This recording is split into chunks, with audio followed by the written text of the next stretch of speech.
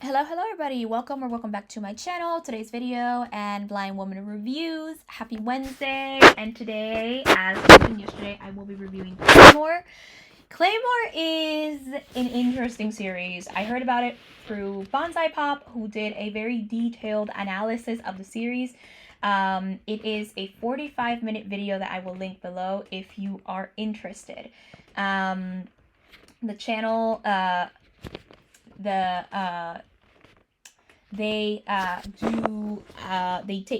they mainly talk about anime, sometimes the manga when it's like when it's necessary, but they talk about the anime and they give full analysis, very philosophical talk. It's a really good channel, so I'll link that video below, and if you're interested, I would definitely subscribe to them. They're really cool. I've been subscribed for 2 years and I love it.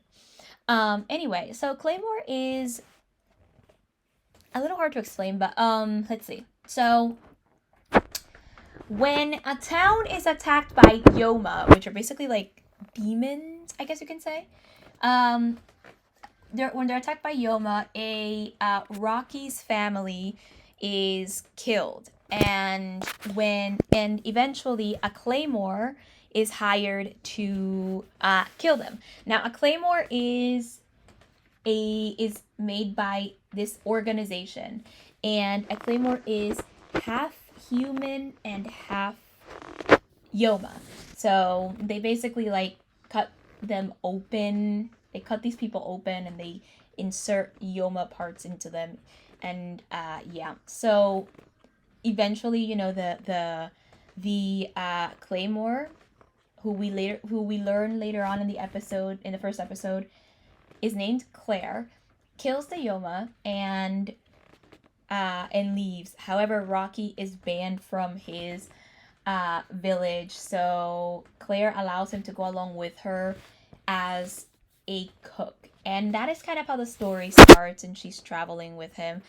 But the real overarching plot really hits later into the series, which is all about the Claymore and the how and what happens with them. But it's kind of hard to tell because the thing with this anime is it's incomplete. Very much so.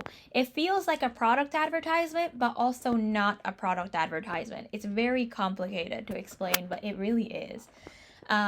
So Claymore overall though has a really cool plot, and it has an interesting setup. I do enjoy the anime. I think the anime was done well. I think the story was interesting. I heard some very familiar voices in this anime. Guy that voices Piccolo. I should have really researched these names and I can't remember. The guy that voices Piccolo in Dragon Ball Z, also speaking of Dragon Ball, is also the same dude that voices Trunks. Future Trunks specifically is there, or Future Trunks, or Adult Trunks if you want to call it. So he's there as well. Vic Mignogna's there. Monica Rial is there. Definitely familiar voices. And I am pretty sure, I actually could be wrong, but I am pretty sure that the same person that voices Rin or Isuzu in the reboot of Fruits Basket is also in this series, but I could be wrong about that, but it sounded very much like her. So yeah.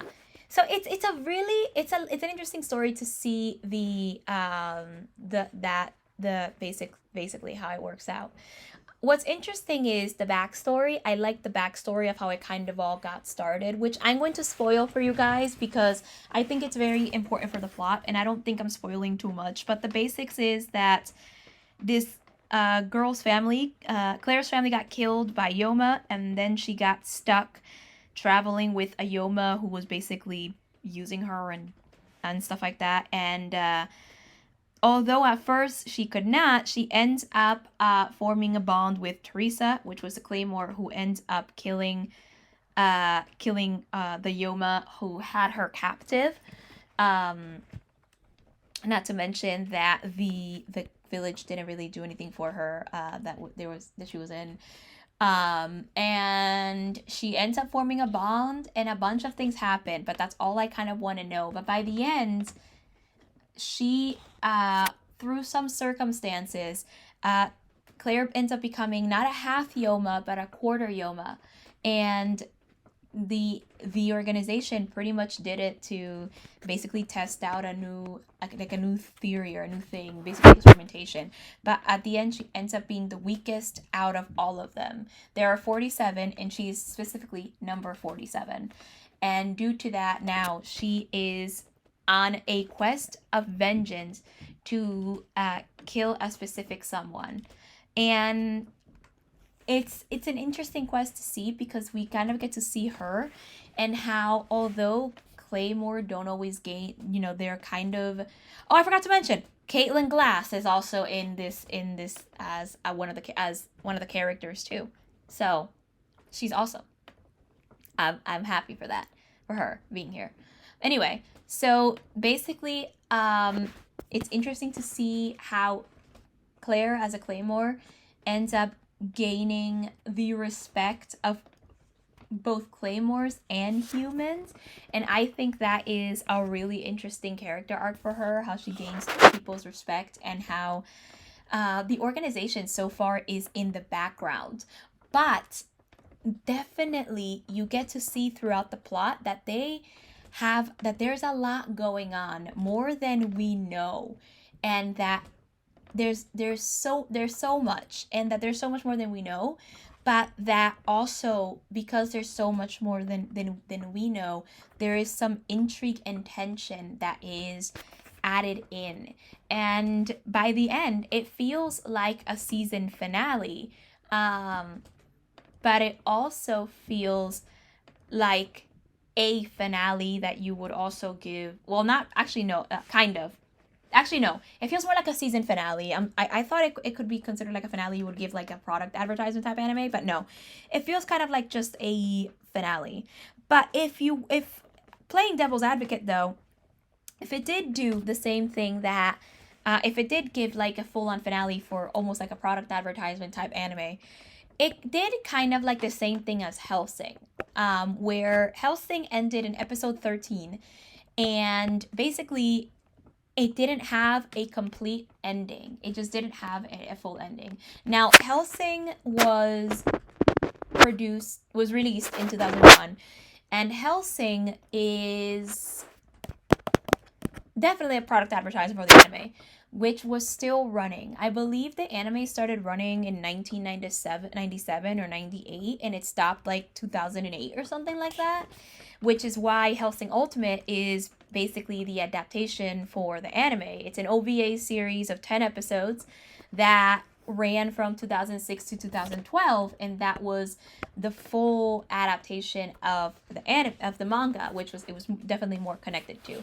But Claymore is, well, I don't know if it follows the manga, but I think it does, but I'm not too sure. But Claymore kind of ends in a similar way, but also not that much. It leaves it kind of more open-ended, and it feels like there was supposed to be a season 2, but it was never produced. And that's the only criticism I have.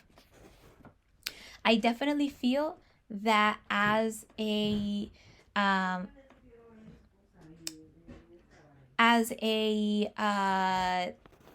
anime, it was definitely good. I will say I would have loved for there to be a season 2, and that there was more for us, because by the end we find out that the organization is definitely hiding secrets, and that a couple of them are trying to figure out what that is, and things like that. So it would be really interesting to see how they would have done it, and what they're hiding, and how much they basically are hiding. It's a very interesting. I think it's a very interesting moment. It's a very interesting moment to end, and I would love for it to continue at some point, or get either get a sequel or get a reboot. It doesn't really matter, because I love the series, and love more content from this series. Anyway, that is my review on Claymore. Let me know your thoughts if you've actually watched Claymore. And yeah, let me know.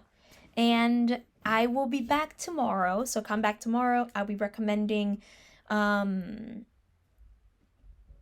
be doing my recommendations for after Claymore. So yeah, let me know your thoughts on Claymore, and I'll see you tomorrow. Until then, consume stories.